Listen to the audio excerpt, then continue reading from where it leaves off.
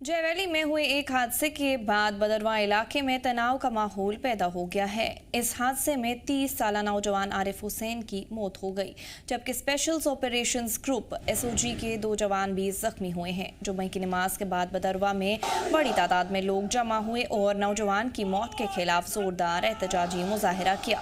मुजाहिरीन ने नारेबाजी करते हुए इस मामले की मुनसिफाना, शफाफ और वक्त पर जाँच की मांग की, ताकि हादसे की असल हकीकत सामने आ सके और इंसाफ को यकीनी बनाया जा सके। ये एहतजाज अंजुमन इस्लामिया बदरवा की क़ियादत में किया गया।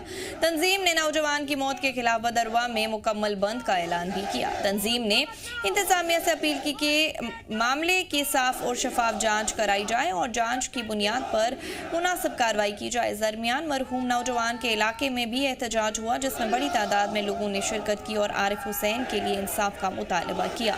लॉ एंड ऑर्डर बरकरार रखने के लिए इंतजामिया ने इलाके में सिक्योरिटी के इंतजामात मजीद सख्त कर दिए हैं। वाक़े से मुतल्लिक मजीद तफसीलात का इंतजार है। बदरवा के जाई वैली में जिस तरह से कल रात को इंसिडेंट हुआ, फायरिंग के दौरान एक शख्स की मौत हुई है और जो बताया जा रहा है कि पुलिस के 2 लोग भी इसमें जो जख्मी हैं, जिनका इलाज फिलहाल मेडिकल कॉलेज डोडा के अंदर चल रहा है। आरिफ की मौत हुई है और डोडा के अंदर भी जो हालात बने थे, आपने साफ तौर पे देखा था। आरिफ की फैमिली से हमने बातचीत की थी और इंसाफ की वो लोग डिमांड कर रहे थे। अगर हम जिला डोडा के बदरवा इलाके की बात करें तो बदरवा के अंदर अंजुमन इस्लामी की तरफ से सुबह ही ये साफ तौर पे कहा गया था कि आज के दिन यहाँ पे बंद रहेगा। प्रोटेस्ट हो रहा है नमाज के बाद और अंजुमन इस्लामी के जो प्रेसिडेंट हैं हमारे साथ एक्सक्लूसिव बातचीत के लिए जुड़े हैं। सर, बहुत बहुत शुक्रिया वक्त देने के लिए। थोड़ा सा बताया जो हालात बने हैं, कल रात को जो इंसिडेंट सामने पेश आया, अभी तक क्या सामने निकल के आया है, किस तरह की इन्वेस्टिगेशन आप लोग चाहते हैं? कल जो यहाँ पर सुबह ही मैं यहाँ पर पहुँचा तो उसके बाद हमने 8 बजे से करीब 8-9 बजे ये आग तरफ फैल गई कि एक मुसलमान लड़के को कत्ल किया गया है। तो उसके बाद तमाम आग की तरफ ये बदला में फैल गई है ये बात।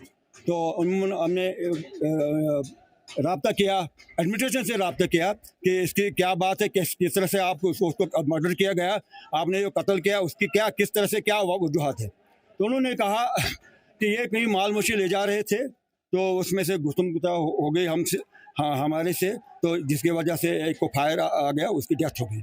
जगह जगह पर कभी भी आप कि कोई न्यूज़ सुन लीजिए तो हमें टारगेट बनाया गया, सिर्फ मुसलमानों को टारगेट बनाया गया। तो इस किलिंग के लिए हमने प्रोटेस्ट किया, यहाँ पर ज़बरदस्त प्रोटेस्ट किया और उसके बाद हड़ताल की पुरअमन हड़ताल की हमने अपील की लोगों से। तो उनका भी शुक्रिया है। नौजवान आए, मुश्किल है यहाँ पर, ये एक साजिश है वक्त से कि क्या गार लगाएंगे हमें ये है कि हमारा नौजवान, एक मुसलमान नौजवान जिसको कत्ल किया, जो उसको ये यतीम था, यही कमाने वाला था, घर में कोई कमाने वाला नहीं है। अब क्या गवर्नमेंट से कहेंगे कि इसका बंदोबस्त कैसे हो जाए, इसका घर कैसे चलेगा। तो हमें ये कहते कि हम अगर उसको कत्ल किया गया तो उसके बदले में उसको इसकी बीवी को या बच्चे को कोई ऐसा सहारा मिले जिसका उसका घर चले। अंजुमन इस्लामिया से सरकार से उम्मीद लगाई है कि जल्द से जल्द इन्वेस्टिगेशन बड़े पैमाने पे की